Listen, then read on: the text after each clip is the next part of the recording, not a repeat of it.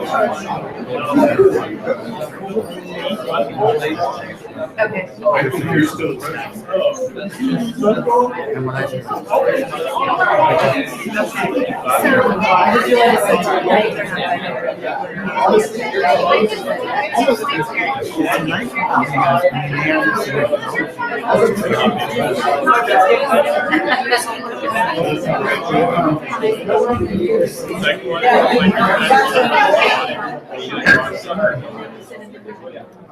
Good evening, ladies and gentlemen.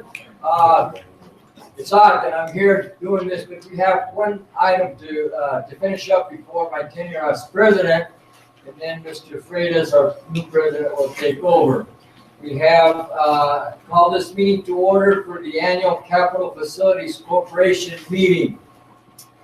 Our board of directors, actually, we don't have the same, this year, we do not have the same as Board of Education officers, but usually is, and most of the time it is, and I think that's what it is. So to have the president for 2016, do we vote for this? I need some direction. Yes. Okay, all right, then 2016, we'll vote for Mr. Freitas. All in favor? Aye. Okay, Mr. Freitas is our president of the Capital Facilities for 2016. Vice president would be Mr. Ron Heberly. All in favor? Aye. Opposed? Mr. Heberly? Is there a second? Oh, a second. I second. Okay, you got that, Todd? You got the first and second? I keep track of the first and second. Okay. Secretary, actually a secretary would be Mr. Womack? Mr. Womack is the clerk, but known as the secretary of the facilities. Okay? Second. Accept the nomination. Okay, he accepts any nomination. So all in favor of Mr. Womack being the secretary? Aye. Opposed? Okay, motion carries. All right, 2016 Chief Financial Officer. That's Mr. Hearn? Is that right? Mr. Hearn? Okay. Moved in second to appoint Mr. Hearns as Chief Financial Officer. All in favor? Aye. Opposed? Motion carries. Okay, now one action item. We have the approval of minutes of January 13th Annual Capital Facilities Corporation. Entertain a motion, please. Motion to approve. Okay, second. Second. Okay, been moved and second that we approve the minutes of the, Who had the second? Mr. Neely. okay, Mr. Neely. Approval of January 13th, 2015 Annual Capital Facilities Corporation meeting. This one's electronic. Okay, electronic. I'll call for the board vote. Do we include students on this? No students. Well, where in the world am I? I'm waiting for Mr. Dawkins. Well, he's waiting too. He's having an awful time. You always have problems with that. What's wrong? Yeah, because he's old. Oh. I just need to help some of my young friends here. Okay, motion carries 7-0. Motion to adjourn this capital facility meeting. So move. So moved. All in favor? Aye. Adjourn the capital facilities meeting. Mr. Freitas, you're in charge. Thank you, Mr. Dawkins. All right, we will reconvene the public meeting. Mr. Freitas, you do need to wait until 7:15. So at 7:15, we'll reconvene the There we public meeting. go. Okay, get your studies on, study books. Okay.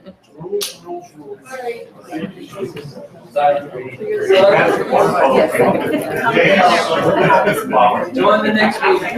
You guys sing or anything like that?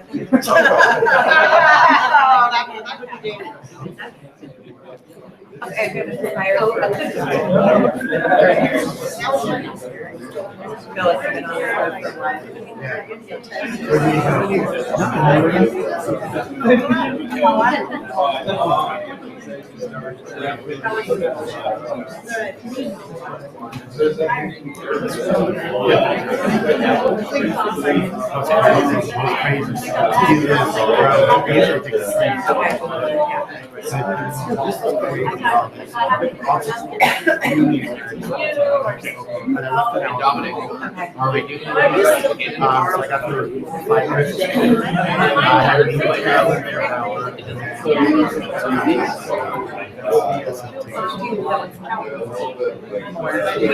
It feels like a lot. I mean, I know what. Yeah, that was a retreat. We very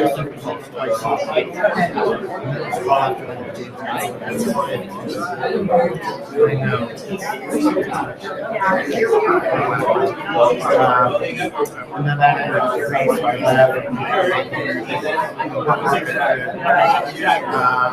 I wouldn't go by this.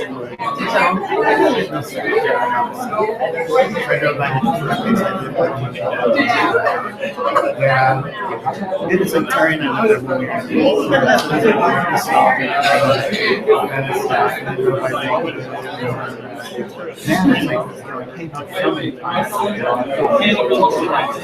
Yes,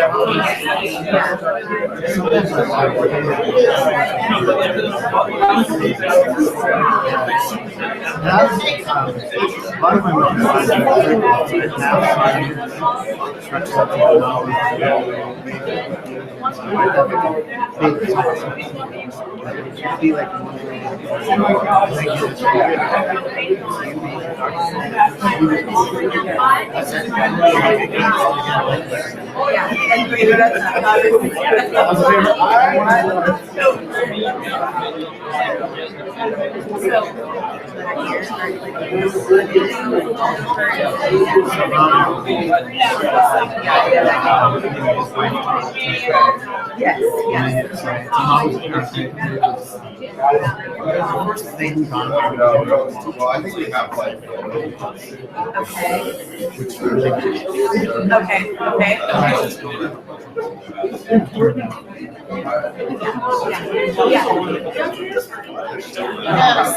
For 6 months. He was in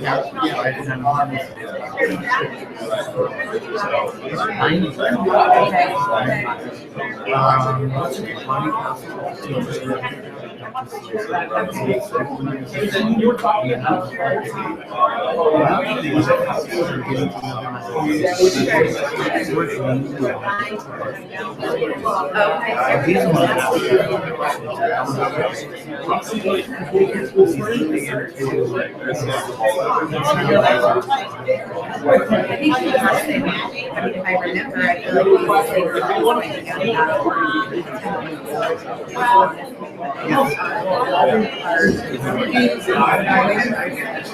and so that was well,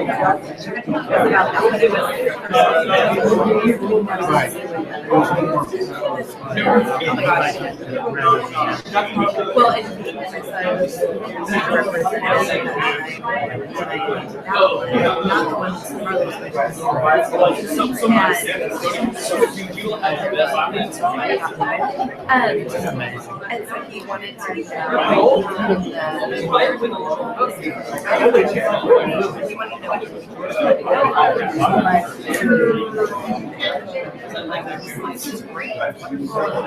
There we go.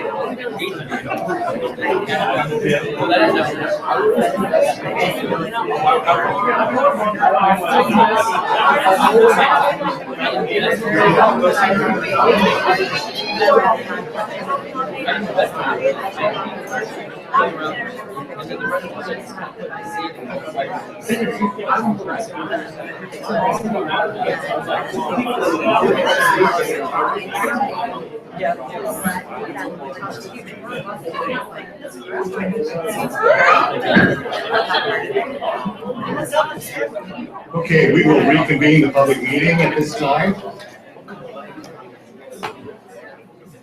Report for closed session. Mr. Talkin moved and Mr. Womack seconded, and the board approved placement of the 2015-16 non-public students number 92 and 93 with the following vote being 7-0. Please stand for the pledge.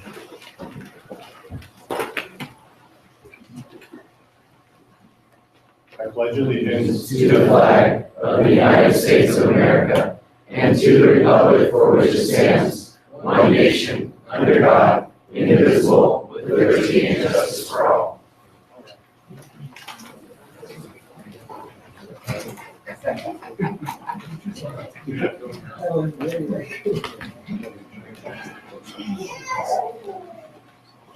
At this time, we'd like to have a moment of silence for Karen O'Flaherty Seuss. She passed away on December 5th. Ms. Seuss was involved in numerous children's ministries at local churches and active in pro-life causes. She has also had a passion for the care of the elderly, serving as the director of the assisted living and Alzheimer's care facilities in Lodi, the Dallas OR in Hood River, Oregon, Dallas, Oregon, and Hood River, Oregon. Ms. Seuss was a member of the Lodi Unified District School Board from 1990 to 1994. So please join me in a moment of silence recognizing her.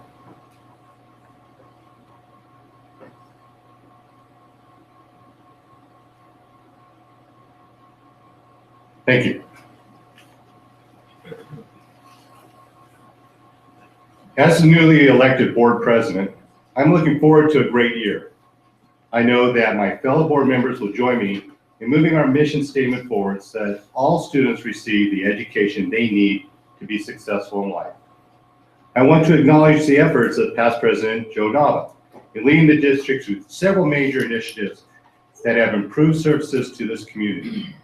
During his term, the district implemented solid reading interventions at the early grades, started the one-to-one electronic device program, enhanced safety measures at school sites, approved many new high school courses, and strengthened community partnerships.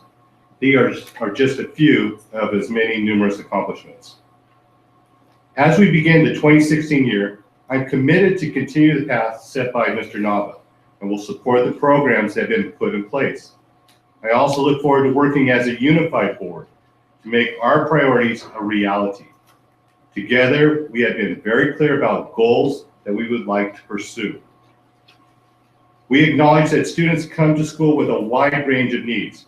They want to provide wraparound support to ensure that all students have the best opportunities possible to meet or exceed academic standards and behave in a manner that keeps themselves and others safe. We know that a strong foundation in literacy is the key to success in school and in life. And we're committed to the goal of all students reading at or above grade level by the end of 3rd grade. We understand that children today need skills that prepare them for their tomorrow, and the ability to use technology to learn is paramount. We're committed to moving our one-to-one device program forward. We believe that having course and program options at the high school level is important for students to be able to explore interests, develop skills, and be prepared for their next life steps. We have demonstrated that we are committed to expanding career and technical education programs and value the integrated approach to real-world learning, such as that offered through STEM. We believe that Lodi Unified has a strong staff, and we want to continue our efforts to recruit and retain highly competent professionals and caring employees for all positions in the district. We believe that education can only be successful with a sound financial foundation, and we're committed to wise strategic planning and prudently utilizing all of our financial resources in the best interests of the district and our children. And we believe that educating and supporting children is a community responsibility, and we look forward to increased parent engagement and community partnerships. As the board president, I will do my best to help this district reach these goals.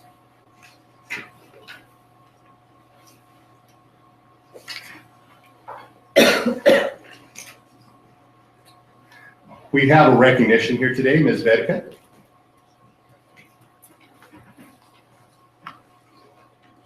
Good evening, President Freitas and members of the board. It is with great pleasure that we have the Lodi High water polo team here. They did make a visit to the state capitol, but they're far more excited to be here tonight with us. I'd like to bring Mr. Bob Lofstead up, the principal of Lodi High School, and Mr. Courtney Porter, their coach.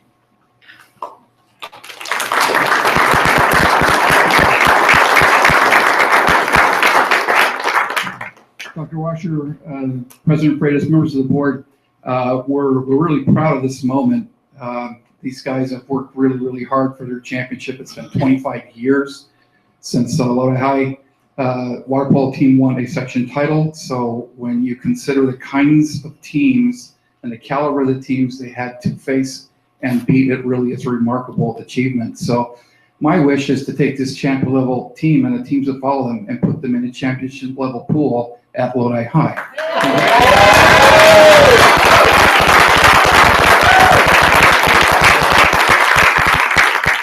Hopefully we don't have to wait too long for that. I'm grateful and thankful for the work that Coach Porter has put in to getting these athletes to perform the way they do. These student athletes are great kids. They're easy to be around. They represent the school well, and so it's one of those things that makes you even prouder. They win with integrity and again represent the school very well. So this isn't about me. This is about Coach Porter, the team, the parents who've trooped around to numerous pools for some of them for 4 years now. And again, I'm thankful for the parents. Their investment into the lives of their student athletes is showing dividends. Again, not just in the pool, but also in academics, and again, the way they're turning into young men who will at some point be leaders in our society. So we're grateful for that. I'm going to turn this over to Coach Porter, and he can take it from there and get out the certificates. Courtney? Mr. Loftus, thank you. President Freitas, newly elected, congratulations. Dr. Washer, other members of the board, it's a pleasure to be here tonight. I'm a 36-year veteran in Lodi Unified School District. I teach at Tokyo High School. I teach biology there. I have some people I want to thank. This is a tremendous accomplishment for a public school to win a CIF Division I championship. Mr. Loftus, of course, but our athletic director, who is top-notch and deserves a round of applause. Ms. Arieda.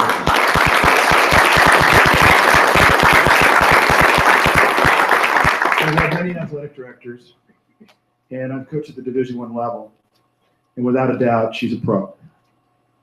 And you're very lucky to have her within your Lodi Unified School District. The journey started about 7 years ago with these boys. We went to a Halloween tournament in San Diego, and I took them down. They were in 7th grade. And 50 tournaments, 500 games, many club activities, numerous trips along I-5. We played everybody in California. From Mater Dei, who's #1 in the state, #1 in the United States, all the way down to schools like Bellarmine, St. Francis. We've competed against the best, and we represented Lodi extremely well. The hard part was telling them where we were from, because nobody could figure that out. So it's been a wonderful journey for me, because with this, I grew with the boys. And really all the credit goes to them, and not to me, but to them for their hard work, their dedication. Most importantly, the one item that I look for in everybody that I work with, passion. They have tremendous passion for their sport, for their school, for their academics. And as you can see here tonight, represented by Don McCummel, they also have outside interests and carry those with great dignity and with purpose. So we're very proud of this team this year. It's a tremendous accomplishment. I'm going to introduce the team now, and I'm sorry to take some of your time, but they deserve it. And first up is Nathan Tipton. He's a junior, and his goal is to attend Cal Poly. Nate?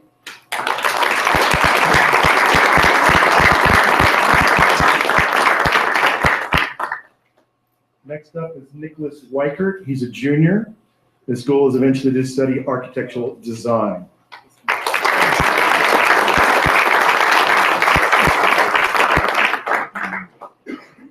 Juan Reyna, he's a junior. His future plans are to continue high school.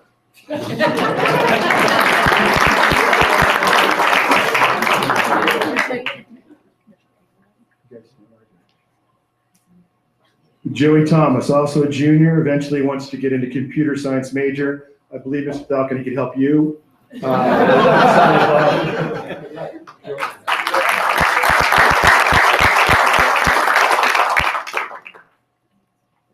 Another junior. He scored big goals for us in the Granite Bay game, which was a semifinal game, where we were 3 goals down with 4 minutes left to play. And we ended up winning by 1. And this young man put it together. He's a junior. He's been with me for a long time. That's Matt Oregon. And his goal is to graduate.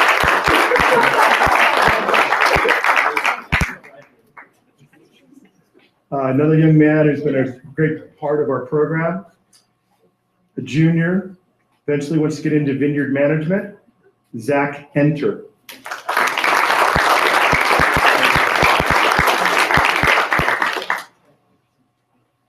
Another junior, our backup goalie, Adrian Cordova.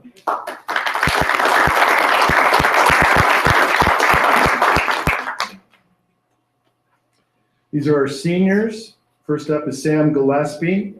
He wants to attend UC Santa Cruz. He's also on the debate team at Lodi High School, where he excels, plays lacrosse.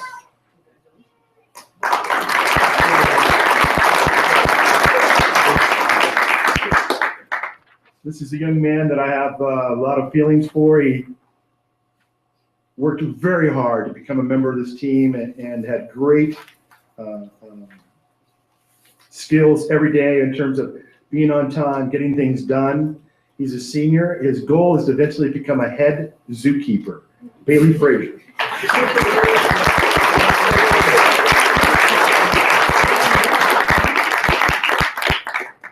I don't know if that's from hanging out with the guys in the team or. Then our goalie, the senior, I coached his brother over at the other school. Great young man. He's going to be going on to hopefully major in business. Reese Mahoney.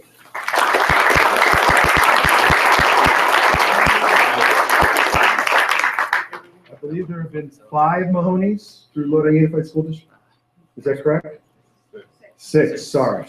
I lost count there. Wonderful young man. He's a part of the athletic committee that Miss Aiken put together. Great student, great athlete. Eventually wants to go to a UC, hopefully this year. They're, again, anxiously waiting the next couple of months. Walter Plunkett.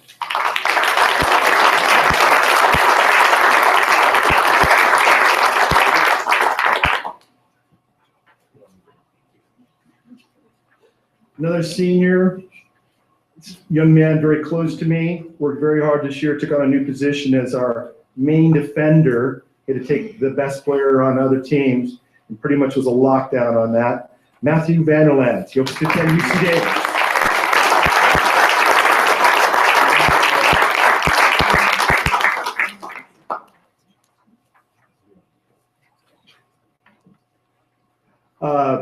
This is a tremendous athlete. His brother right now is a graduate of Lodi High School, but he's competing on the national team.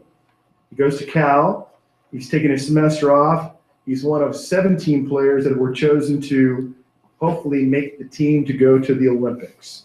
His brother's a sophomore at Cal, and he's training right now in the hopes to, again, make the top 13 and represent our town in the Olympics. And we're hoping and praying for him that that will happen. This young man, just as talented, going to have a great future, both academically and athletically, either at UCSD or Cal, Noah Carnelia.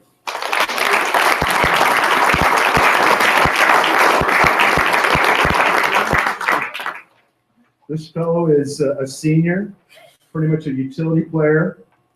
He was the MVP of our league and first team all section, as was Noah. First team all section and first team all league, as was Matt Vanderland.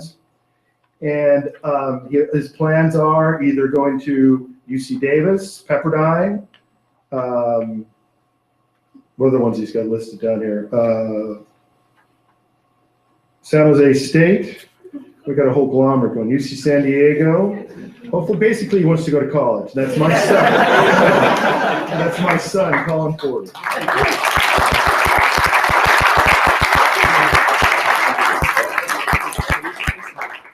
Last up is a young man that you're very well familiar with. He's the senior class president of Lodi High School. Shows the diversity of the things that these young men do beyond athletics and academics.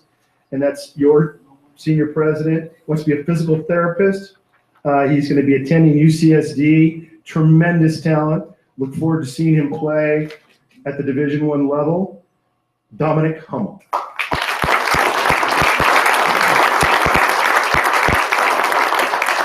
To the board, Superintendent Washer, all the members of the audience.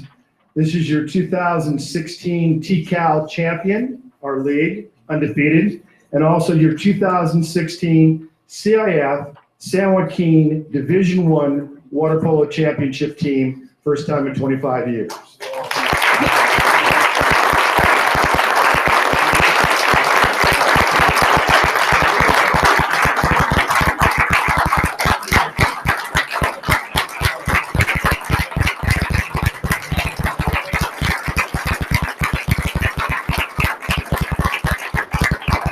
We made the city and the school district very proud with all your work and efforts. Is there going to be a picture or? Aaron, okay. Okay, gentlemen, thank you very much. Board, thank you very much. Dr. Washer, thank you as well. Coach, I believe we have some comments. Okay. You're in trouble. No trouble, Courtney.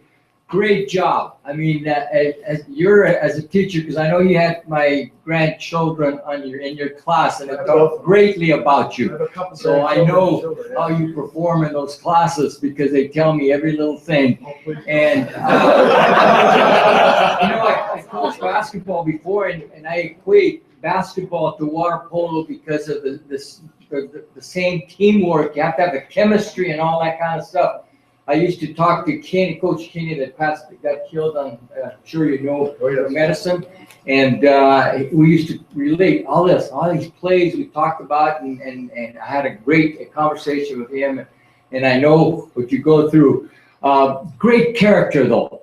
My gosh, 9-6 with a short time to go against the outstanding team of Davis, and you come back and win 10-9. That's outstanding. I mean, it's done very little when it's like that because people, players, I've had players that say, I don't know, coach, we can win. No. And I say, just be positive. And it all comes to the coach there and his leadership. Again, congratulations, gentlemen. And again, I want to mention one thing. You have goals. And when you're a student athlete and you have goals, my gosh, it makes it so much easier on the coach. Again, congratulations, gentlemen. Thank you.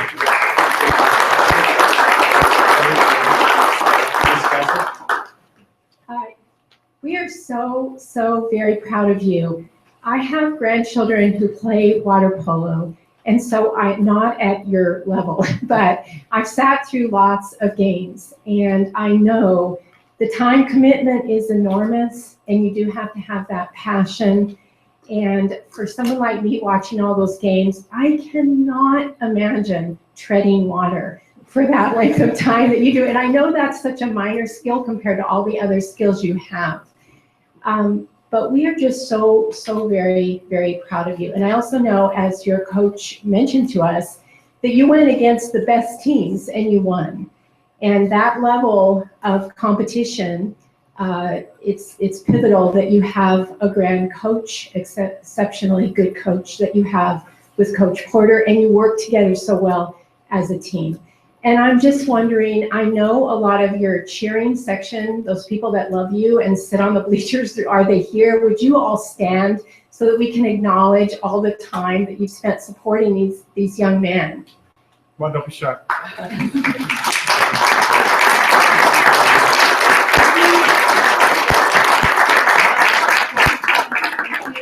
And the very best of luck to you in a bright, happy life. Thank you, Ms. Council. Gentlemen, I also wanted to add my congratulations. Water polo is very close to my family also, some of you know that. It's wonderful to see some young men that I've known since they were little boys standing up there, and I'm just shaking my head going, wow, you grew up. Your skills are obvious from your winning record, and Mr. Porter, your skills are well known in the region also. Don't ever think they're not. It's people that know you know your skill level. And it's just wonderful to see. I'm proud of all of you. Good luck in your future. Thank you. Mr. Needham? Thank you. Mr. Fraser. Gentlemen, I want to congratulate all of you from the bottom of my heart, but secondly, I want to thank you because you're such a reminder of why we do what we do. You're such a success. It makes me so happy to sit here and look out here and say, yeah, these guys come from Lodi Unified. Thank you so much for that. Mr. Talkin. Yes. I have a neighbor that's standing there. Walter.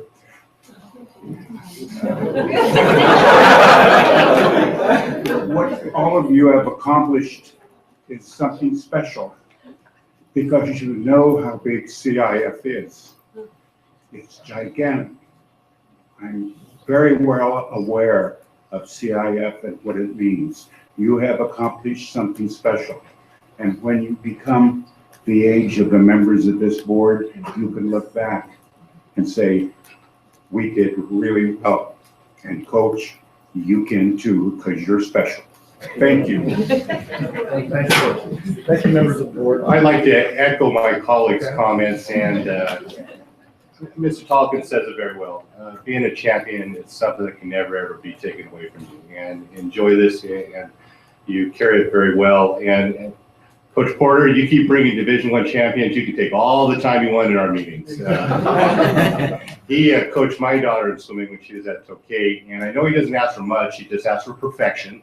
And, and we have a way of saying how it takes 2 hours of preparation for every hour that we're actually in the meeting. Well, we know that actually that for your games that there were probably dozens and dozens of hours behind the scenes, and you were I know like Dominic started I think at age 7 swimming competitively. So this is really a culmination of so much effort and so much hard work, and your parents driving you so many mornings and getting into so many cold pools, and then waiting for you after school and in the evening. So the hard work really paid off, and you're really a testament to that.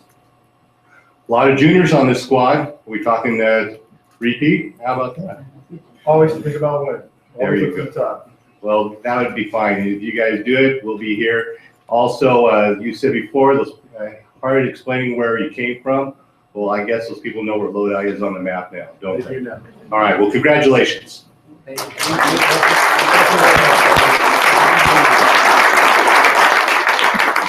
you very much.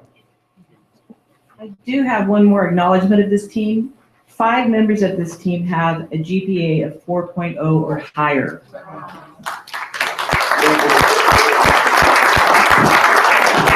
Thank you, Ms. Beth, for a wonderful presentation. Dr. Washer, tough act to follow. Mr. President, members of the board, some things to share with you this evening. You have in front of you a calendar. I'd like you to turn to the last page, which is actually January of 2017. And look at the beautiful picture and the beautiful face under the picture. This is one of Lodi Unified's very own students. Leo Cristano from Mrs. Troutner's class at Beckman Elementary School. This calendar is free throughout anybody can have one. We can probably get extra copies if anybody wants one. But it was a contest, and Mrs. Troutner had her class participate in the contest. There were winners from all over the area, all the way from Bakersfield and Modesto, and I think we were the farthest one north. But there were hundreds, if not thousands, of entries. And one of our students won and is entered. His picture is now published in the calendar. So you can see that he received a congratulatory visit.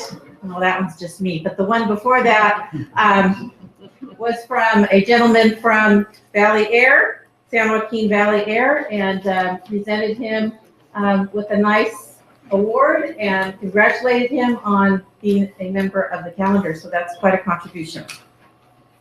Also, while I was there, I visited Beckman at the cafeteria on that day. They had all kindergartners in the cafeteria making gingerbread houses, and it was quite a sight to see.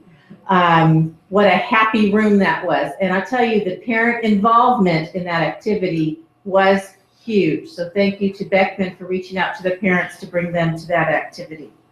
I also want to let you know that in the San Joaquin Outlook magazine that comes out periodically. I don't know if you've seen this yet, but there is a feature article on Delta Sierra and their STEM program, the classes that they're doing. So please, when you get this, take a look at it. It's a beautiful article with beautiful pictures.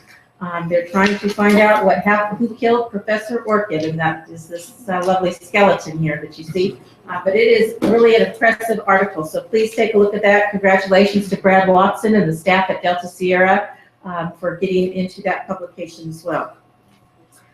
Lodi Middle School does a great job with career awareness. You can take a picture down now, thank you. Lodi Middle School does a great job with career awareness. We have a picture of Dan from Allegre Trucking talking to students about careers in the trucking business and specifically being a mechanic for trucks. As you know, Lodi Middle has a great career day. Many of you participate in that, but that's not all they do. Throughout the year, they bring in guest speakers quite often to talk about different areas for careers. And so this was one of those, and wanted to show you, let you know that they are really doing a great job exposing students to what's out there in the world for them, and also helping them to recognize what it takes to get to those careers. Want to acknowledge the members of the Food Service Department. They assembled and distributed food bags to Creekside families during the holidays, and the principal of Creekside expressed her great appreciation to the staff of Food Services Department for reaching out to their families and let them know that they made a lot of families very happy during the holiday season. Also want to let you know that on January 4th, although we did not have students here, it was a non-instructional day. We were very busy with staff development. There was a lot of activity going on with teachers and administrators at the school sites and throughout the district and district office. It was a great day of staff development. All secondary teachers were involved in a part of ELD training, and there were high quality staff development programs going on at the school sites, at the elementary schools. They were very thoughtful in what they were doing, a lot of technology, a lot of Common Core, national science standards, STEM, a lot of things that you've been talking about at the board table. And of the input that we received from that day, overwhelming teachers responded very positively about the professional development they received. About 95% of the comments were very positive. So this was a day that was well worth it, and we utilized our own teachers in a lot of regards in terms of doing the training as being teacher leaders. So congratulations to Lisa Katowski and her department on putting on a great day. Well, it's crab feed time. Thank you to our board for helping us get this crab feed going, for Got Kids, for contributing to the raffle, for selling your tickets. If anybody out there is looking for something great to do Saturday evening, we do have a few tickets available. We are almost sold out. You can come see Valerie at the end of the meeting if you'd like a ticket for only $45. Captain Bob has assured us that it will be the best crab ever, and he is cooking it on site. So I think we're a little bit unique to have Captain Bob cooking the crab on site. It's going to be great. So please join us if you can. And we're going to have a little bit of a budget update from the state budget. The governor put out his proposal recently, and Mr. Hearn is going to give us just a little bit of information about that. Thank you, Superintendent Warder, President Freitas, members of the board. As you know, by January 10th, the governor must have a proposed budget to go to the legislature for consideration.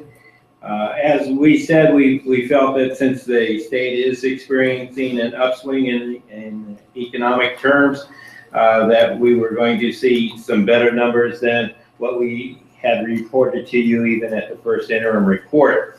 I'm glad to say that that has held true. The governor has proposed a further increase in funding the gap. He has said that he wants to fund up to 50% of the gap for LCFF for this upcoming year, which means we originally predicted about $11.2 million of increased funding to fill that gap. We now are looking with the governor's current proposal of $14.3 million. That's a $3.1 million increase. There was a little bit of a of bad news in that our COLA, which is the dollars that we receive for increased costs, did go down quite significantly, mainly because of oil prices, the Chinese market, many things of that nature that affect those types of numbers. And we went from a 2.01% COLA to now about it's a 0.471%. So a little less than 0.5% COLA is predicted for next year.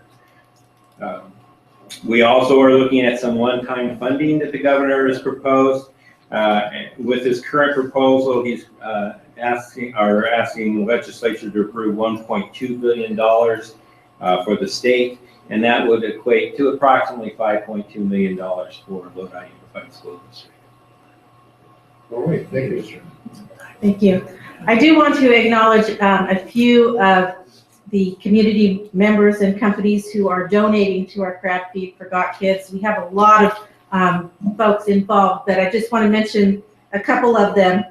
We're going above and beyond. DD Companies, Campbell Grinding, Ameriprise, Victor Vineyards, Starbucks, PepsiCo, Dart Containers, Cider Brothers with their hard apple cider. So we have a lot of people who have stepped up and are helping us with our fundraising. So thank you. Thank you, Dr. Washer, for an excellent report. All right, I would declare now open the public hearing for the charter school petition renewal for Aspire River Oaks Charter School. Any board comment? Any comments from the public? I declare this hearing closed.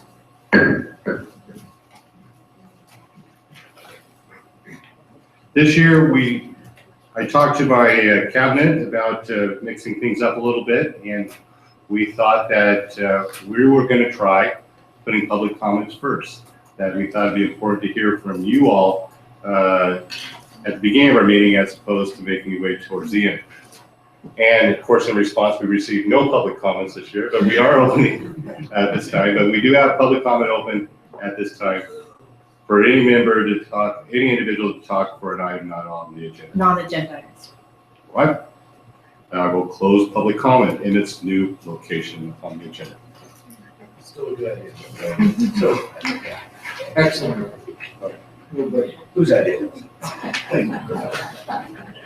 Action items, consent agenda A, routine business. Would any members of the board like to pull any of the items? Ms. Fritz, Yes. I would like to pull items A12 and A19 for discussion. Freitas? I'd like to pull A21, please. Yes, Mr. Womack. I would like to pull A11 for comment. Yes, Ms. Cassell.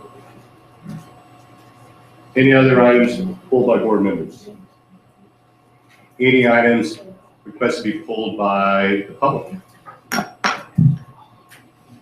Mr. Freitas, I move that we approve the rest of the routine items on the routine agenda. Second. Thank you, Mr. Nava, for your motion. Thank you, Mr. Falcon, for your second. Student vote? Aye. Aye. Call for the board vote.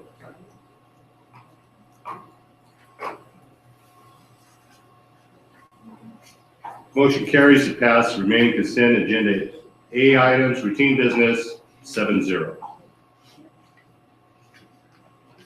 Item A11, Ms. Cassell. Thank you. I asked Todd to, and this will appear in just a moment on the screen. This is English 11 Advanced Placement, Language and Composition textbook adoption. And I'm not really commenting specifically on that particular one. I'm using it as an example to comment on all 13 of these different textbooks and or course approvals that are on our consent agenda.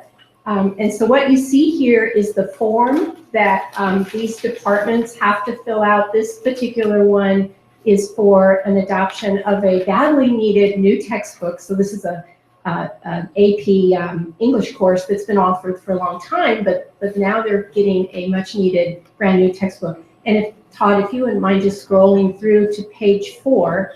So this is a form that needs to be filled out. So there's lots of blanks and then if you look at so we can see the top of page 4. There we go.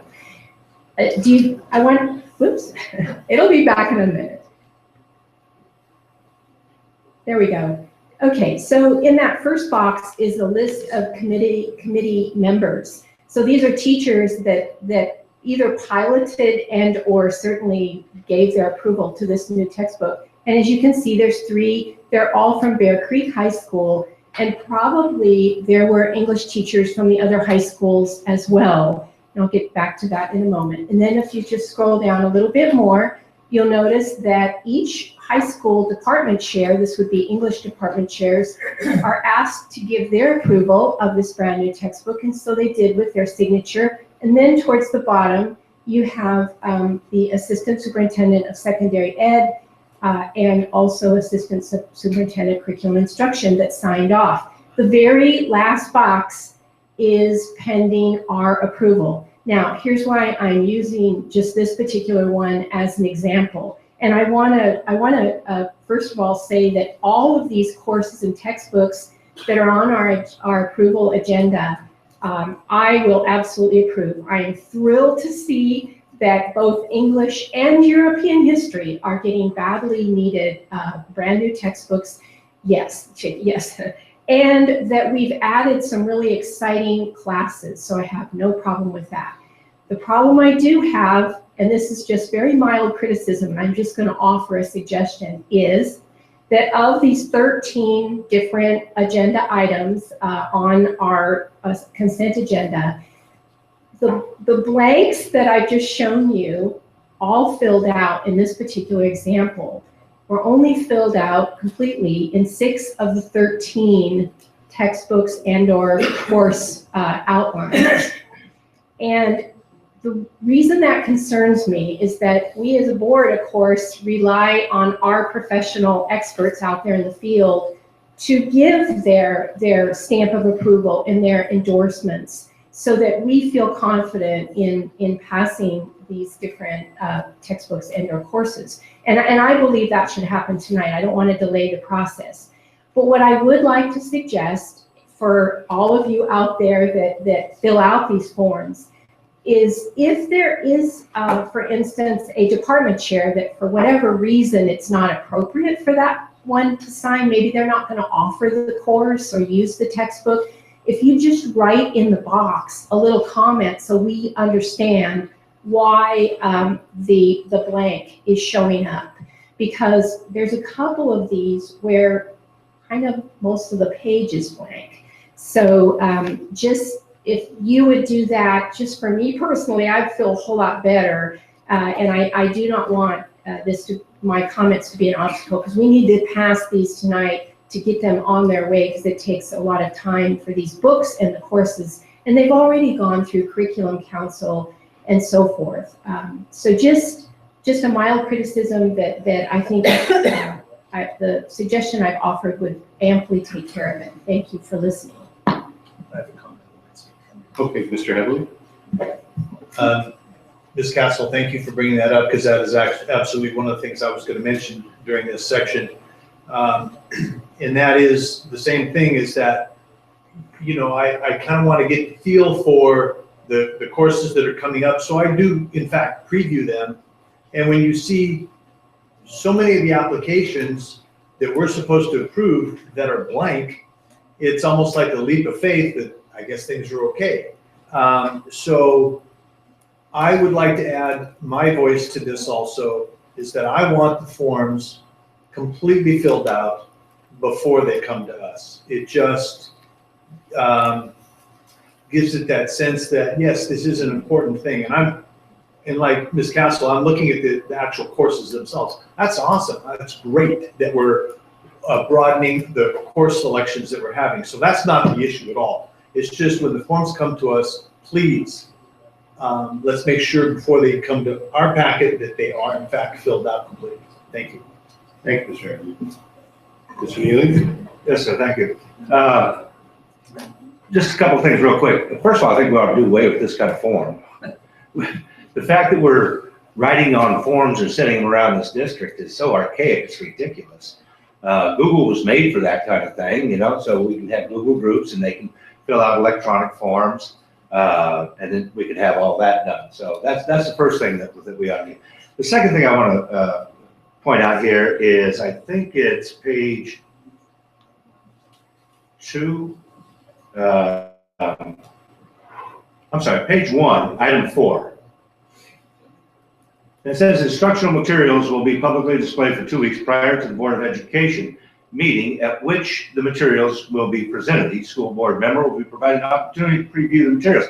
Well, that sounds good, but in fact, we only find out about it on the materials on Friday, and we're going to vote on them on Tuesday. So maybe we need, you know, a little bit more time and notice where the materials are and that kind of thing, so we can take a look at it, which would be fantastic.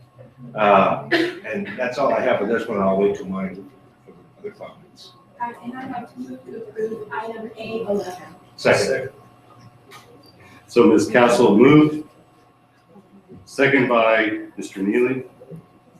Mr. Freitas, I'd like to make one comment before we go off of this, because it has to do with, I want to mention that these books, as you know, are published recently, not in 1910, which is, you know, it's a new thing. I think the oldest one is like 2010, but the other ones are 2014, 13, 15, and I'd like to see that kind of material come out, and we're going to use it. Thank you. Thank you, Mr. Allen. Very nice comments. No further comments. I would, any public comment? Student vote? Aye. Aye. And I call for the vote of the board. Motion carries 7-0. Mr. Neely, item A12. Thank you, Mr. Freitas. Item 812, I found all of these really interesting, and I too am going to vote to approve every bit of it, okay? But I've got some concerns about this. First of all, let's take a look at 812. Which PDF? The PDF, let's see, what am I, Western Civilization. All right, and if you'll go down to page 3, number 8. And I love this. Weakness of textbook. It will be a bigger book for kids to carry around, and costs for replacements will be higher. All right, now, as you know, I've been pushing for digital textbooks for quite some time now. And it's kind of interesting, over the break, my son and his family were visiting. He's a professor at the University of Alaska. And we had this discussion. You know, he's not a proponent of e-textbooks. And I said, well, why? And he goes, well, I can't highlight them and I can't write the margins on them. He says, you know, I've got books that I actually use different color pens to note the different years and different times I reread those books and write on them. And I highlight. I said, yeah, that's great. So I started wondering, though, do we allow our kids to highlight textbooks? Do we allow them to write in the margins? No. You'll get in all kinds of trouble if you do that. Now, I think that sometimes we have the misconception that an e-textbook is like a Kindle reader, you know, where you just, or a PDF file where you just read. Nothing could be further from the truth. I actually rented textbooks for the course that we just went through, the administrator's course. And I'm telling you, they're great. Yes, you can highlight your textbook with an e-reader. Yes, you can make notes for it. Also, that e-reader, or the e-textbook, will take all of your highlights and put them on one page. And you can highlight them in different colors. It means different things to you. You can put notes in there. I don't know how many of you remember this, but I'm sure you do. I mean, when I was studying, I would study with a dictionary and my textbook. And then when I came to a word I didn't understand, I'd have to look it up. God, that takes so much time. With e-textbooks, I can highlight that thing and I can get a definition just like that. And if I want to find out more about it, it'll take me to the web and I can learn more about it. This is a tool. And this is something that we really, really need to get to. I was talking with my colleague, Mr. Womack, and we were discussing, what's the name of that high school? Mountain House. Mountain House High School. It's a new high school in Tracy. They don't have textbooks. It's all online. It's all digital. And Ralph suggested that maybe we should do a field trip there. And I agree. I think that if we could take 3 board members, I'd like to be one of those. I'll state that right now. And maybe the superintendent, a couple assistant superintendents. Let's go out there and see what they're doing, how they're doing it. They're doing it. I think Mr. Hearn should go too, because obviously it's cost effective. All right, well, maybe you can show us. But I think that e-textbooks are the way to go, and it's time, guys. I've been talking about this for 4 years now, but now's the time, okay? I'm gonna vote to approve this, but please, future textbooks, let's make them an e-textbook. Yeah, we will in just a moment here. We'll have public comments too on this. No, I mean, on this specific item. So, but I can't call him, he's got to. So, anyway, that's my point. We need to try to go in that direction. And you have a motion? I move to approve, but we have some comments. You can get a motion in a second. Yeah. You did. So Mr. Neely has moved to approve item 812. We have a second from Mr. Tolkien. Any further comments from the board? Comments from the public? Can I do it right here? No, please come Please out. go ahead to the podium. The board will be happy to know, my name is Jackie Heinrich. I'm the vice principal of Tokay. I was part of this textbook adoption. There is an electronic version of this, but until we have one-to-one readers, we have to ask for textbooks. And so the board will be happy to know that there is an electronic version of this that will be available to kids that they can check out through the library, a user code that they can use. But until we're one-on-one devices, we have to ask for textbooks right now. Okay, so we did- understand that. We're moving in that direction. yeah. I'm really But happy. I did want to let you know that we did look for a book that would be available to kids in an electronic version, and this one does have that. Fantastic. Okay. Thank you. Any further comments from the public? All right. Seeing none, student vote? Aye. Aye. Thank you. And call for the board vote. Motion carries 7-0. Item A19, Mr. Neely. I noticed that we skipped A14 about American law and order. I should have made a comment on that, is that I just selected 2 items. These comments apply to a number of things on there. A19, though, I was really happy to see that on here. It shows a couple of things. It shows the direction that the district's going. And Dr. Walsh, I sent you an email on this. I really want to congratulate you and your staff for coming up with some of these things. They're just fantastic. One of the reasons I really love this is that we're combining math, science, robotics into one class. Kids, correct me if I'm wrong, but they're going to get math credit for this. It's fantastic. That's the way that this stuff ought to go. So that was my only comment on. I wanted to congratulate you guys on that, ask you to continue on with this. I believe you're also using digital delivery systems here as well, right? Yeah, I'm a happy camper on that, I'll tell you. So with that, I move to approve. Thank you, Mr. Neely, for your motion. Thank you, Mr. Heatherly, for your second. Any comments from the public? Call for the student vote. Aye. Thank you. And call for the board vote. Motion carries 7-0. And Mr. Womack, item A21. Thank you, Mr. President. It's just for comment. But before that, I also want to just add on to what Mr. Neely said, the idea of going over and looking at starting the conversation about the electronic books. I think it's a good idea. And also, I appreciate as well the work and the direction on these new courses and the books. It's exactly what the board direction was. And so thank you, Dr. Warsher and staff for that. As far as this one, I picked this specifically because it says agricultural leadership, but I think if you took off agriculture and put anything else in there, leadership is something that I think really plays to our students' needs in the future. Now I'll read this one thing, and it's on page 2, number 7, about the strengths of the book. It describes and explains personality types in a relationship to leadership, learning, and communication styles to improve self-awareness, bring out the best in others, techniques for self-concept, decision-making, time management, and ethics in the workplace. They're presented for attaining personal and professional goals. Provides direction on how to find, obtain, and keep a job. My goodness, what a thought. This is what employers are telling us they need. They need employees who come in with these skills. So I think this is an outstanding course.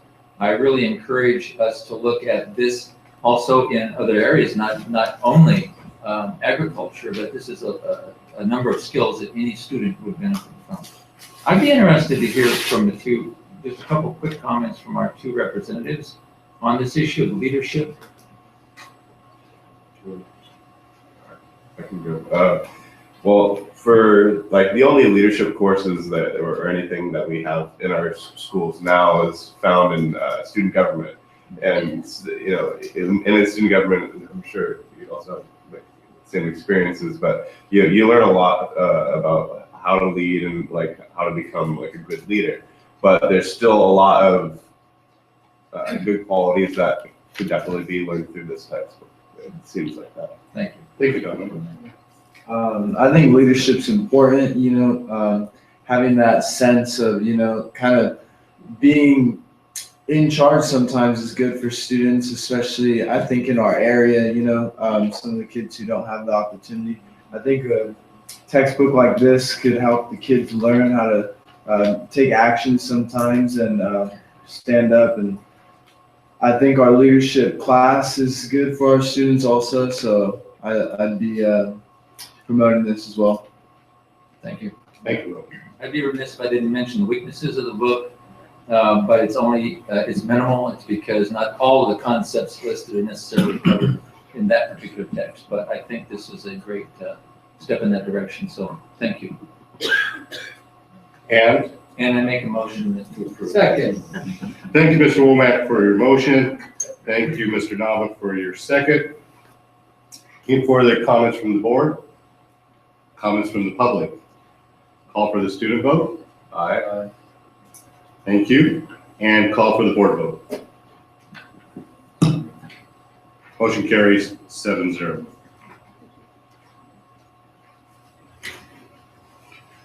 Next on our agenda, we have student discipline cases, consent agenda item. Yes. I move to approve these discipline cases. Thank you, Mr. Nava, for your motion.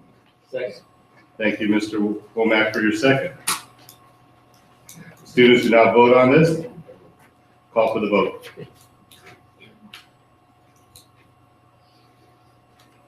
Motion carries 7-0. Personnel matters. Mr. Freitas, I move we approve personnel matters. Thank you, Mr. Nava. Second. Thank you, Mr. Womack, for your second. There is no student vote. And I call for the board vote. Motion carries 7-0.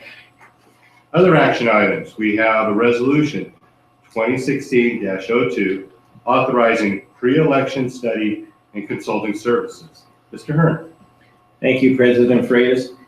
We're asking the board to approve this consultant contract for looking into whether or not the board will want to move forward with a facilities construction bond.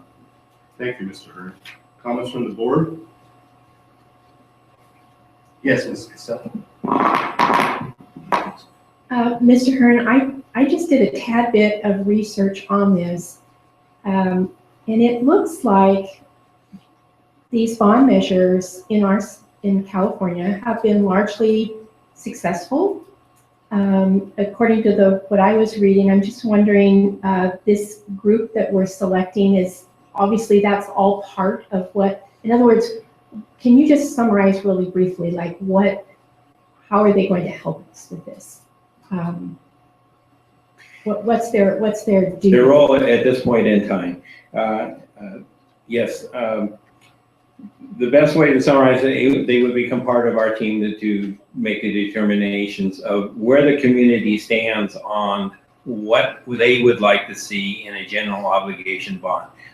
We are going to have our master facility plan coming to us very soon, and we're going to obviously have more need than we're going to ever have resources for.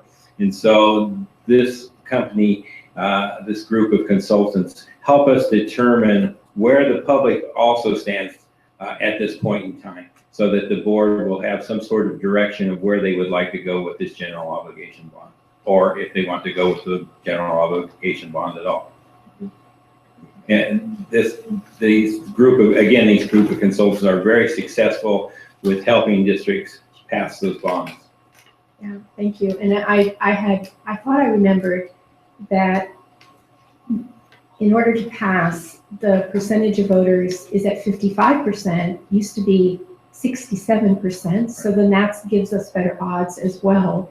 But obviously we have to appeal to the voters and be in sync with what they would value. Yes, yeah. And that's correct. There are still two types of bonds in the state of California, the 55% bond or the 2/3 bond. The 2/3 bond doesn't have any types of limits on the dollar amount the board may want to ask for. The 55% has restrictions and so forth under the statute.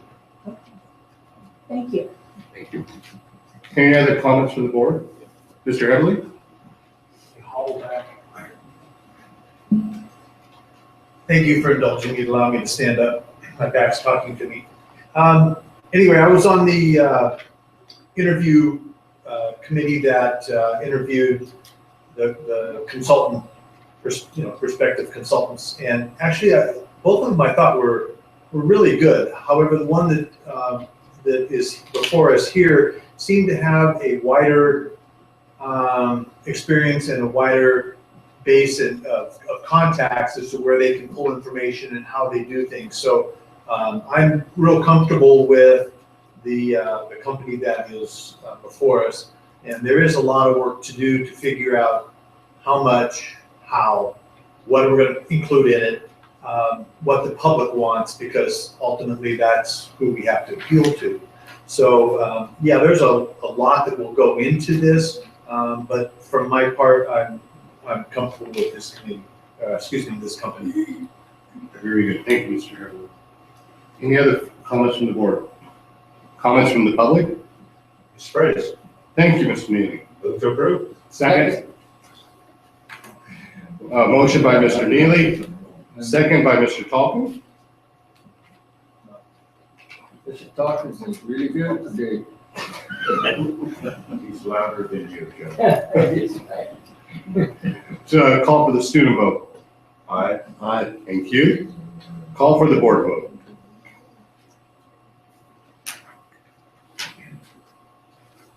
Motion carries 7-0. We are very fortunate to have two student representatives here today. Usually they're introduced at the beginning of the meeting. They, in the future, will be introduced at the beginning of the meeting, but this was an error on the part of the new president. So anyway, I apologize for not introducing you at the beginning of the meeting. We have Dominic Hummel from Lodi High School and Roman Romero from McNair, of course. And welcome, glad to have you here. Thanks for participating in our meeting. And so far, who wants to go first today? Okay, I'll go. Yeah, the guy with the black eye, right? Yeah. You should see the other guy, right? Yeah. I hope that's from wrestling, right? Yeah. Thank you, Roman. Yeah, none of the teachers are here too, Bobby. So we haven't been here for a while. We've had a decent amount of stuff going on at McNair. We had our winter formal on December 12th in the atrium, the McNair atrium. We had beautiful decorations, and I think about 240 people went, so it's a pretty good number, a larger number than last year, which is good.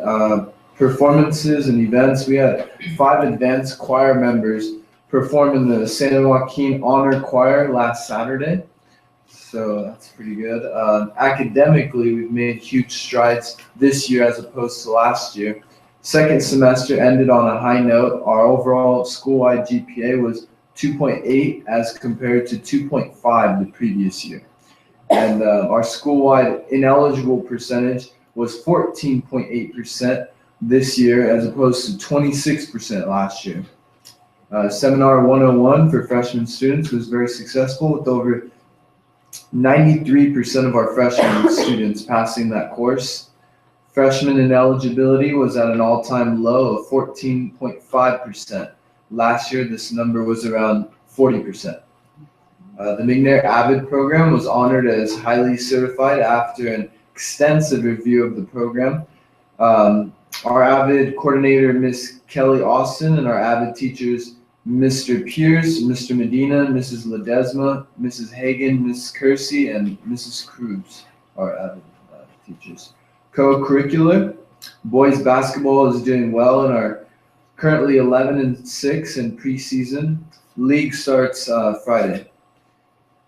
Wrestling is 3-1 overall and 1-0 in our league. Our next match is Thursday night against Stag High School. Upcoming activities and events. College presentations are still underway. And that's it for McNair. Well, what a great presentation. We had all of the bases touched. Yes, go ahead. Yeah, Mr. Davis had me print out multiple papers to hand to you guys for our, if you wanted to keep the numbers, the stats that I presented. It's hard to follow sometimes. So he had me hand these out to you guys, so I'll do that at this time. Oh, is he proud of that? And Ron, that's a very nice presentation. We had academics, we had choir, we had AVID, we had sports, and we had the winter formal for recreation. So that's a very well-rounded report for McNair. And Mr. Freitas, I'd like to ask Roman a couple of questions. You guys have an open house here shortly, don't you? Are you aware of that? Yes. Yes. When is the date? Do you have it by any chance?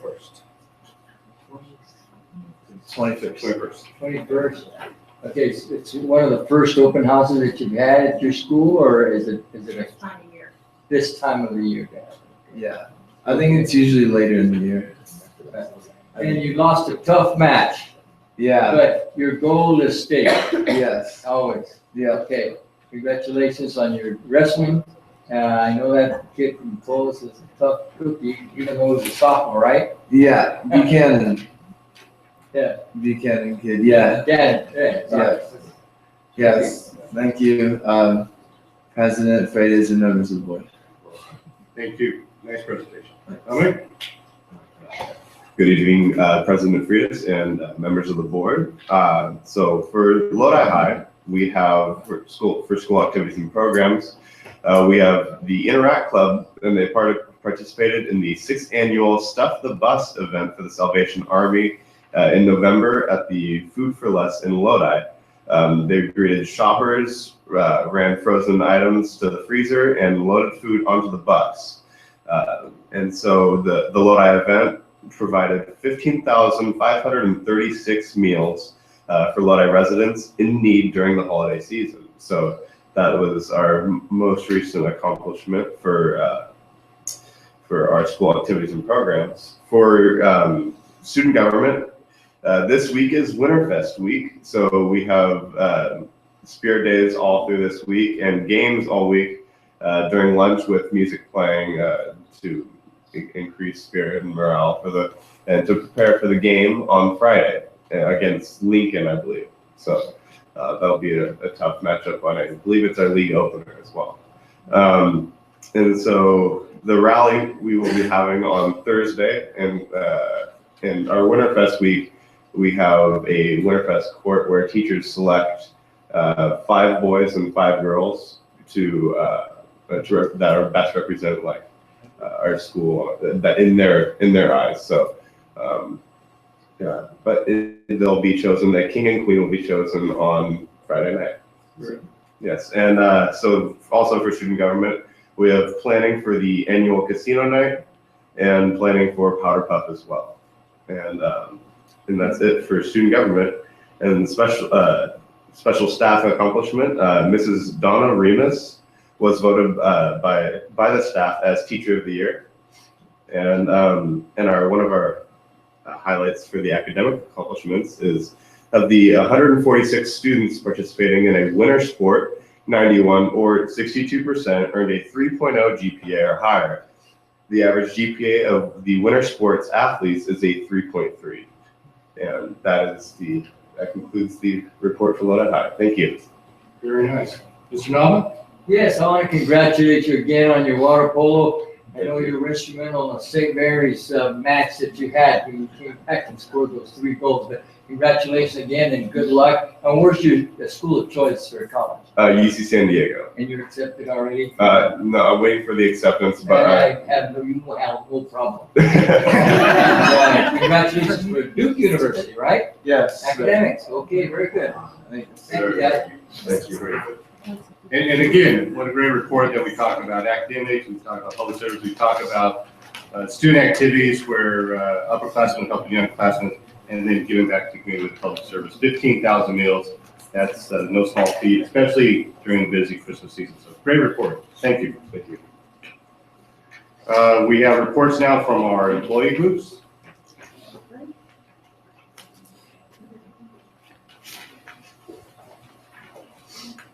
This is a problem with digital stuff, is like, do I use it for your notes and everything? Okay, so, President Frias, Dr. Washer, oh, it doesn't like my computer, members of the board. First of all, Happy New Year. I know that Lodi Education Association is looking forward to working together with you to bring new ways of teaching and learning to our students in the coming years. I know Dr. Washer mentioned our Professional Development Day on January 4th, and I want to thank the board and the administration for giving teachers time during the school year, to further our profession. The Professional Development Day shows that the district believes that giving teachers training helps our students. But there were some inconsistencies on how the training was delivered. Some schools reported that their training was worthwhile and done professionally, while others had less glowing reviews. And at some sites, teachers trained their counterparts, which meant that they took time away from their students to be trained by other trainers, and then they used their own time during the break to prepare to present to their colleagues. And I think this is a wonderful effort by our teachers. I think it needs to be recognized, and I'd like to see it compensated.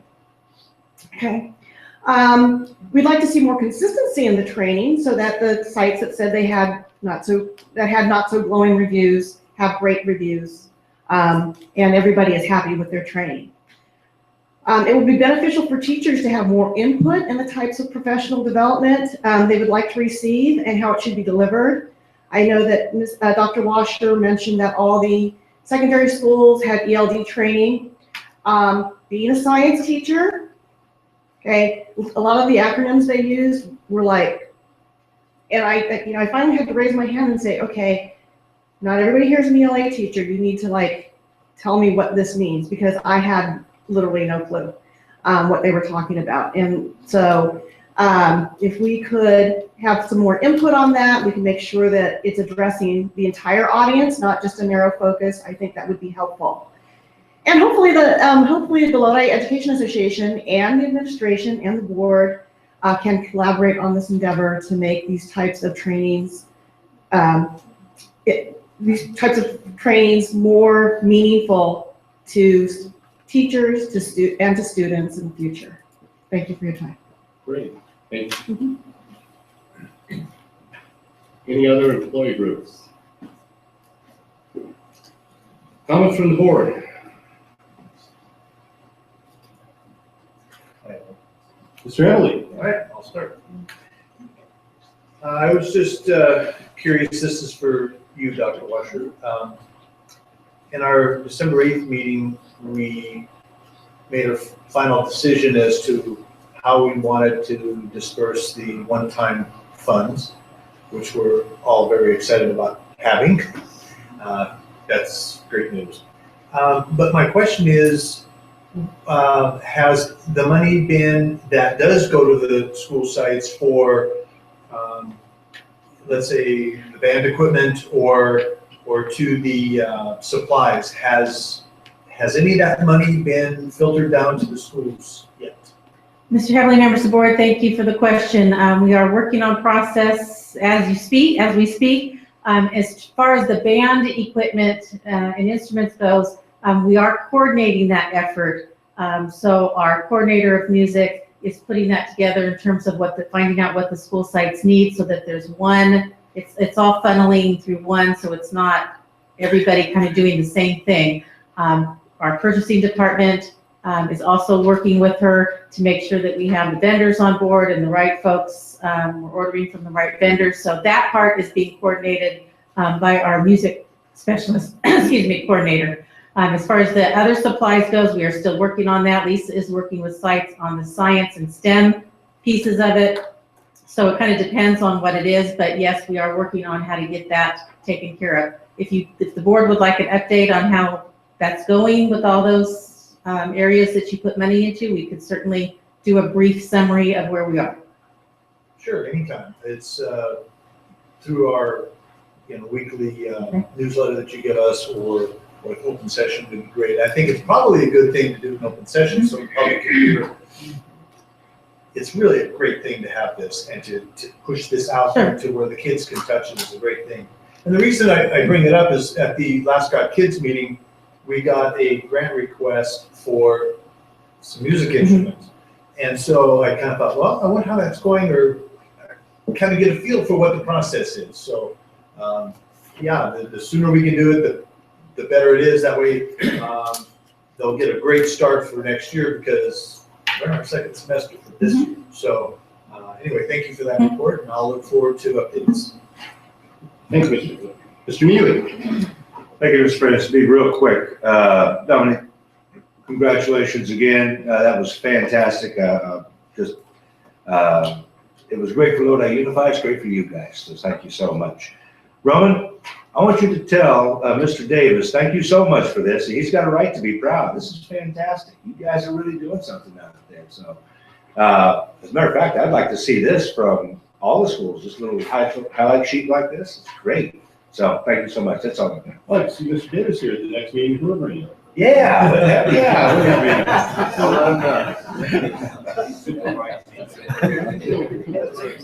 The Lord principals made it here today, right? Other comments from the board? Starting for 2016, Dr. Washer and I looked at a couple different items. One of the concerns, Mr. Falcon, I believe you have, is with regard to our budget, and rightfully so. We are at the mercy of the state in so many different ways, and it's not if we're going to have the next recession, it's going to be when. So we need obviously some strategic planning, and I know Mr. Hearn does a great job with it, and we'd like to have some more information as to our 1, 3, and maybe 5-year strategic plans as to our finances in that way, so especially with the other pitfalls that we're facing, renewal of Prop 30, the underfunding of our retirements, so that God forbid we have more red in our future budgets and any layoffs. So that was one of the things I would look forward to tackling in the next year. Also, when I was appointing the committees at our last meeting, it became obvious that one of the 2x2s that we do not have right now is with the county for some unknown reason. We know a large portion of our schools are with the county, and a couple of us are county employees. So I like to set that. So I'd like to see in the future that we take steps in that direction to create a 2x2 relationship with the County Board of Supervisors. And I hope, Ms. Castle, that you'd be interested in that, having so many schools in the county, and consider that for future action. Also, Dr. Wash and I were talking about that while she is the amazing face of the district and does so much work with our elected officials, a legislative committee would actually be of assistance to her, and that help her share the load in reaching out to our state elected officials who we rely upon in so many different ways, and our federal officials. So I would look forward to the board's input on that and making progress in that in the next year. And those are my comments. Yes, Mr. Neal. I would like to volunteer for that legislative committee. I have a feeling that would be right up your alley, so. If you decide to do it. So. And I'd be honored to have your participation on that. So we look forward to that. So that concludes board comments. We have a report item. We have the staff from Aspire Public School, Public Charter School here, and for the River Oaks Charter School to present their charter renewal petition. Welcome. And Ms. Lamkin is here to shepherd them. Good evening, President Fridas and Dr. Washer and members of the board. We received a petition for renewal of River Oaks Charter School.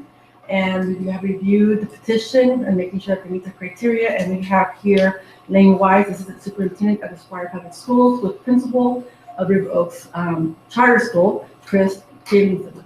So they're going to present to your information for your consideration. This item will go for action at the next board meeting. Very good. Thank you. Who's going first? Thank you very much. I'll go first.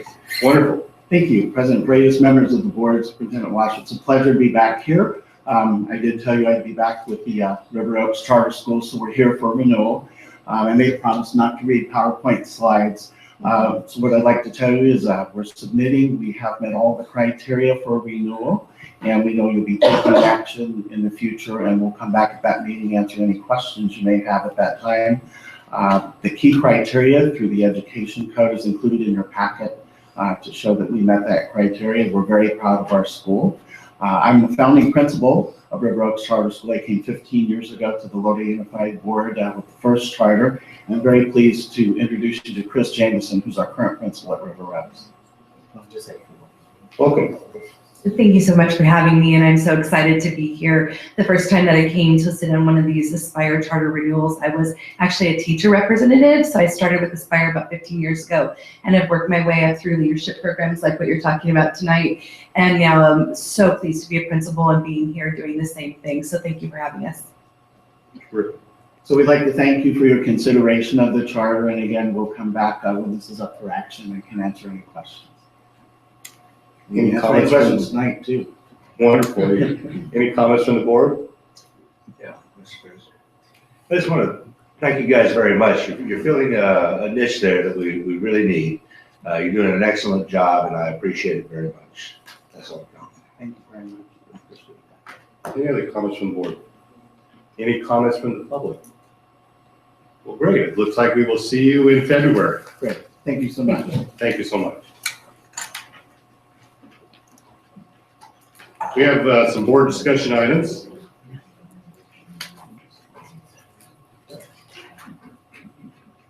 Mr. Neal. Thank you, Mr. President. Again, we're looking at, and this is a board discussion, so I'll look at you guys. Again, we're looking at the start time for our high schools, and I think that we've come up with a staff, not we, staff has come up with a pretty good idea here about adding a seventh period. And so I wanted just to throw that out for discussion and get your thoughts on it. I'll start off here and see what John. Oh, Mr. Seventh period for high school is the easiest way. And I'll get Vice Principal throwing rocks at me, but it is the easiest way to address the need to start school later for some students. It increases the problems with scheduling, but it's not impossible at all because you'll end up making sure that first period and seventh period, you have no singletons. You put all multiple sections of courses in first and seventh period. The difficulty, I believe, will come when we look at transporting kids. And you will have to have two different times for transporting them, and that will be the major problem in cost and in time. I think one of the things that we talked about though is not only doing one transport. Right? Mr. Hart? You certainly would have the option of continuing the transportation as we do. Again, there could be some problems of students in the 7th period who are not attending that 7th period. Special education, I don't see it as any type of severe problem because that's a specialized transportation issue, and we address that as we go. As far as regular home to school, it's very small percentage of our high school students, and it wouldn't be a necessity to have a dual bus schedule. It'd be nice, but the state doesn't seem to want to fund transportation. And I think some of the other features of a 7th period would be to allow students that want to take additional classes to get those classes. I think it allows us more time to increase our curriculum, gives greater flexibility to our students. And for those of the, students that need to get up a little bit earlier, need a little bit more sleep, it gives them that opportunity as well. I think it's simply expanding our offerings. And so I think it's something that we should look at seriously. Mr. Irwin? Yeah, thank you. I would concur with what Mr. Neely said. I like the idea that it does give students options, either going 1 through 6, 2 through 7, or adding another class, 1 through 7. And the benefit to that can also be that a lot of kids' schedules are very tight as to what they can take. And a lot of times, it takes a couple years to get through their prerequisites so that they can go into maybe a higher level foreign language class or science class or math class. And I see this as just opening it up to give them more options. I mean, look at what we're doing by increasing our course offerings, and I certainly love the thought of that, and I'd like to see even more. And I haven't heard any negatives. If there are, let's get it out there and talk about it. But until then, I'm in support of having a 7th period for our secondary school day. Very good, Mr. Irwin. Mr. Freitas, just a couple of words on that. I think it's neat to give the students the option, especially those people that don't participate in any after-school activities, to start late and finish late. I also would like to get some input from the curriculum council and some of the people in the schools that are involved as to the procedures, and also the cabinet to tell us how much it's going to cost to implement the 7th period class. And I'm sure that this would come in lieu of changing times if it indeed occurs. Okay. Thank you. Any other comments from the board? Yes. I am in support of 7th period, but I think we need a lot more information. I don't exactly know how you would sync, like who would work 1st through 6th, who would work 2nd through 7th, how you mesh that together. So we need information on how that would work. And then I agree with Mr. Nava that we have people in our audience right now that would be profoundly affected by this, our secondary administrators, that we really need to keep them in the loop as we go along here, because procedurally, they all would be the people that would have to really make it work. And there are, I think, compromises out there that we should know about, additional compromises. For instance, Mr. Watson, do you mind if I speak to would you mind sharing with us what? Can I go first? Oh, certainly. Okay. Yes, okay. Yeah, I'm sorry, just want to clarify a couple things, and then Ms. Castle, I'm sorry to interrupt you, but I want to make sure everybody is clear that we're not talking about next year in any of these conversations. We're talking about the following school year. I also, Ms. Castle, appreciate your comments about doing some research, and Eric Sandstrom has done a little research for us, so, he'd be one to be able to share.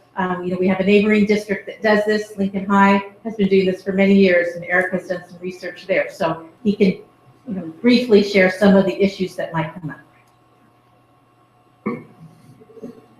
And the status of our investigation as to school times, where's that right now, Dr. Washer?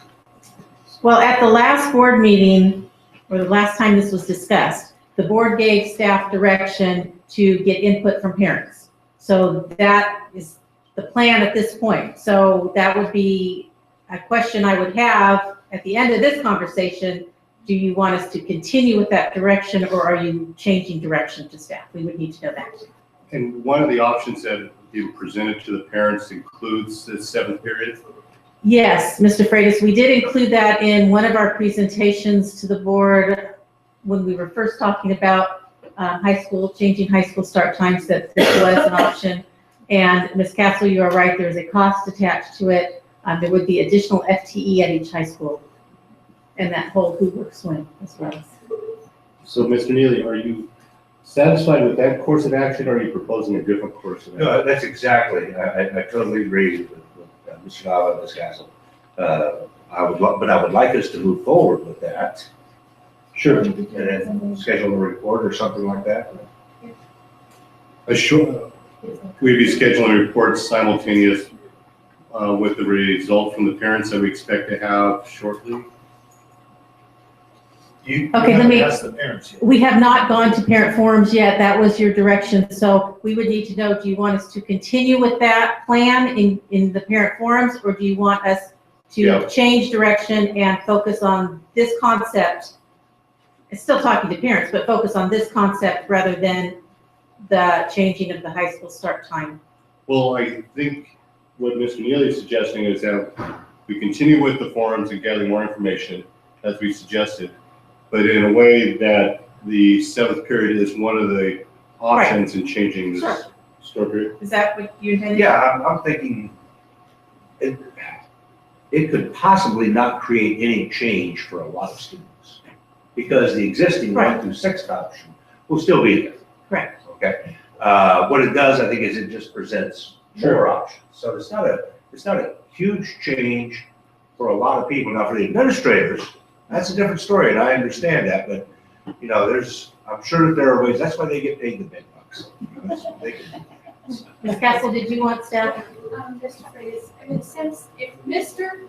Sandstrom and Mr. Mosted don't mind, we might as well, couldn't we hear a very brief? Oh, of course. And Always love to hear what Bob and Eric have to say. We have a very brief administrator here as well. Would you all mind just? Sounds like a great team, Bob and Eric. Please confine your comments to. Confine your comments to 3 minutes or less, please. And it started when you got up from your seats. President Freitas, members of the board, Dr. Wash, I told Mr. Lofstad you should have left after that whole water polo thing. Put in his plug for his new pool, he got that in there, but now, see. Well, they won the championship with the old pool. They need a new pool. Thank you. I believe they won because they were able to stand up in the pool, and it's a lot more effective when you can stand and throw the ball. That's right. A lot of pros and cons, and I've gone through a lot of different stuff and talked to neighboring school districts. Just a little background on what I've done on some of this. I really believe, increasing our options for students, one of the 0 period, 7th period, things like that. There are a lot of logistical things that cause some issues that you have to think of how you're going to address that. I've talked to surrounding school districts. Lincoln is one in particular that's had a 7-period day for quite some time. I've talked to a variety of their administrators, some of whom were at Tokay and are now at Lincoln, so they've seen both and have some good experience there as well. If you think that those students are going 1 through 6, hey, it really doesn't offer any change or doesn't really impact them still, they just go 1 through 6 like they've always been doing. But it will impact them because you will not have after-school activities starting until after the 7th period completes. And you say, well, no, you can still start your sports practices and no, you can't, because the campus is still being used. half your team might be in the 7th period, so you can't start practice with the first part of the team that finished at 6th period.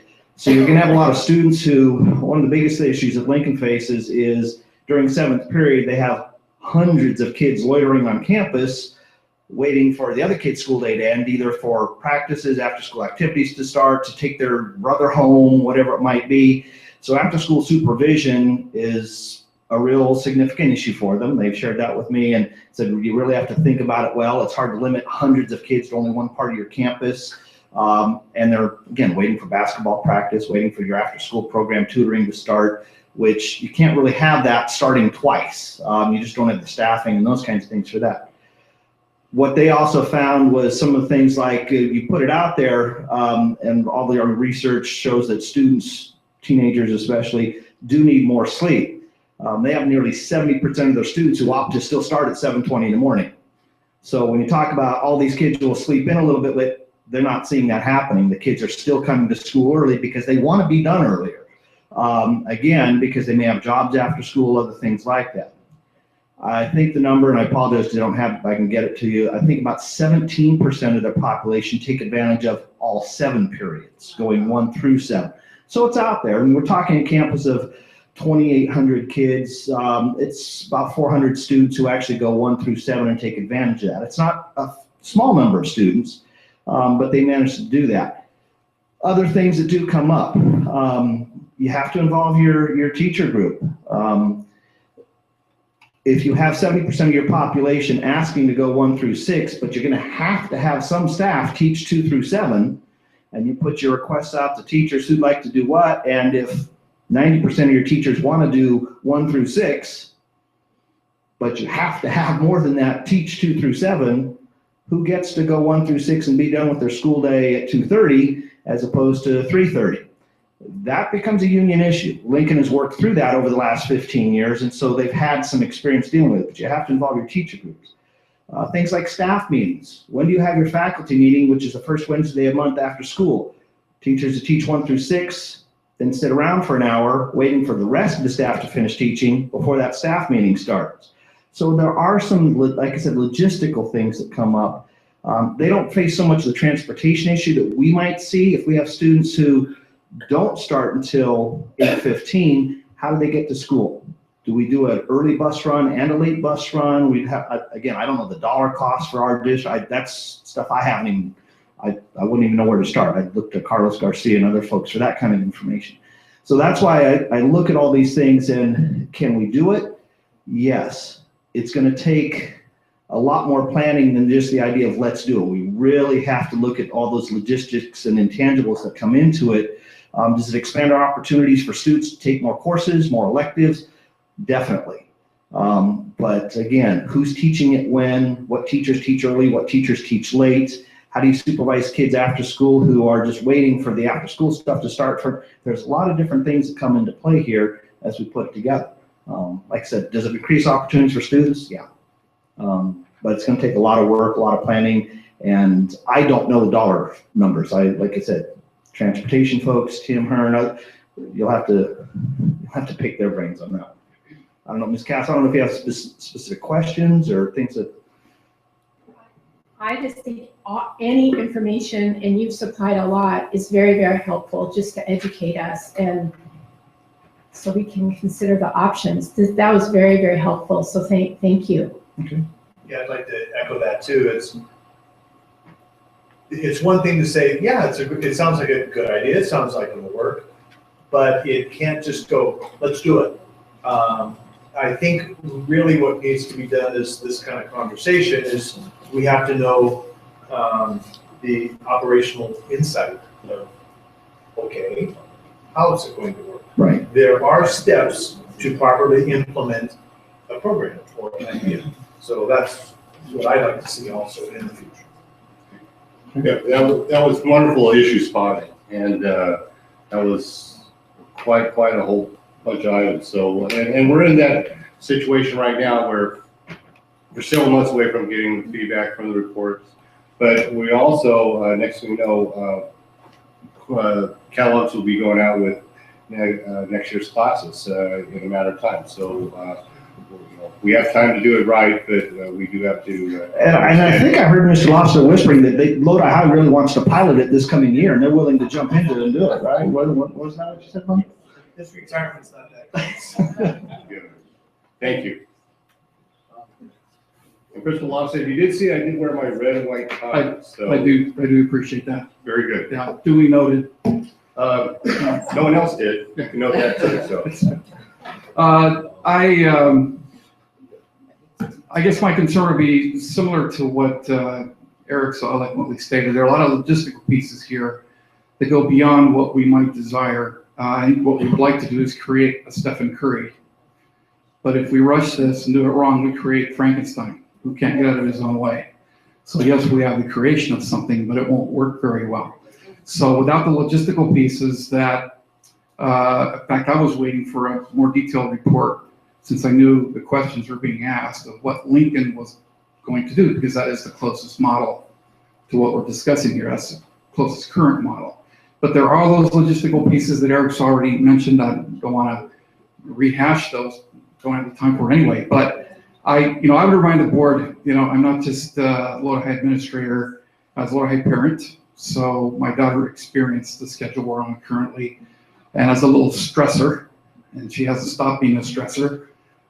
She did not sleep very well through her high school years, and so getting up when her mom and dad were getting up to go to work was not an easy thing for her. So trying to keep her focused and going through 4 years of high school was tough. So we lived it, we understand it. I understand the research, and I agree with it, that it makes sense that kids who have to start learning and engaging their brains a little bit later will probably be more comfortable doing so, may retain more. So all that's a given. I think it's harder for a district that is having this, that is on the schedule we're on now, to shift to something like that than it is for a school like Lincoln that they've been on a 6-period day since, so these issues are foreign to their group that's there now. So I don't know what it'd be like if they were moving from one to the other, but it's just a lot of details. In the meantime, the adjustment we've made at Lodi High is something of a compromise. And when we have the parent forums, I'm going to ask my parents, how do you assess what we're doing here? Does it work for you? Given that we know most parents and households are dual income, so everybody's up and at 'em in most households in our area, 536. So everybody's already up and at 'em just because parents got to go to work. But I would want to know from my parents, how did they assess having moved SSR to the beginning of the day, where yes, kids have to be at school at 7:20, but we're not asking them to engage in serious instructional time until SSR is over at 7:45. So we're talking about an extra 23 minutes in the morning before first period starts, where kids get a chance to sort of come to, relax, get into their day before they're asked for first period to start, to really start cranking out their instruction and their role as a student. So that's a question I would ask my parents. How, when you compare possibilities here, how is this working for you? And again, that'll be a question I would ask. But the other details, again, Eric shared them well. We need to flesh those out, logistical pieces, and then have a reasonable discussion on them. So, thanks. Very good. Thank you, Mr. Thank you, Mr. Lofstead, very much. Thank you. Very good. Mr. Freitas, members of the board, I just want to mention that when we were talking about this, we did not have a conversation about 2 bus runs. It was keeping the bus schedule as is to eliminate that additional $5 million-ish cost to change busing. Not sure what it would be to add a whole nother bus route, but we were not talking that, having 2 bus runs. We were also aware that there may be times where there would be certain classes that would be offered only first period or only 7th. So we know that that might happen too. I can just tell you from experience in having a child at Lincoln High that there was a class first period that was only offered first period, and that was a band class that my daughter took. And if she wanted to be in band, she was there first period. She took 1st through 7th, then she took the next year 1st through 6th, and then she took the 2nd through 7th. So we experienced all 3 of those schedules. But there are decisions that had to be made. If you want this class, you go there. If you are willing to not have that class, you have, you can choose something else. So that was just part of it. And it wasn't an issue. It's just if you wanted to take those classes, that's what you did. So sometimes, that may happen if we go that route. So just to acknowledge that. So your direction at this point, or are you still discussing? Mr. Neely. Thank you, Mr. President.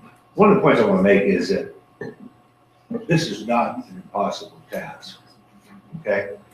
The average start time for high schools in California is 8:07.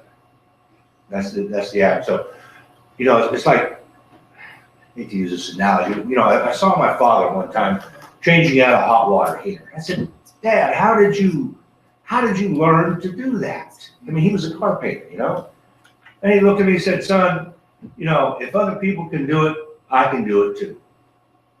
And that's the way I feel about this, There's an average start time of 8:07.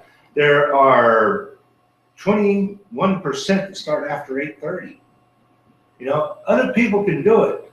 We're Lodi Unified. We can do it. So the question is how we're going to do this. Now, I looked originally at periods 1 through 7 as being a reasonable compromise on this. Well, maybe I'm wrong. Maybe the issues that you brought up are too tough.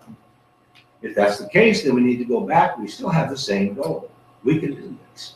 So that's what this board discussion is for, and I appreciate that opportunity. I'm still going to continue to push for earlier start time for students, or later start time for students. Let's get them there at 5 a.m. We'll do it just like we did boot camp. Mr. Freitas. Yes, Mr. Nava. I would like to proceed with the parent deal, get everything involved, because I know these are great options that the students will have, but again, there's a lot of logistics like the principals mentioned, and I think that we should proceed with the parent forums and that type of thing. I also would like to see this 7th period options move forward.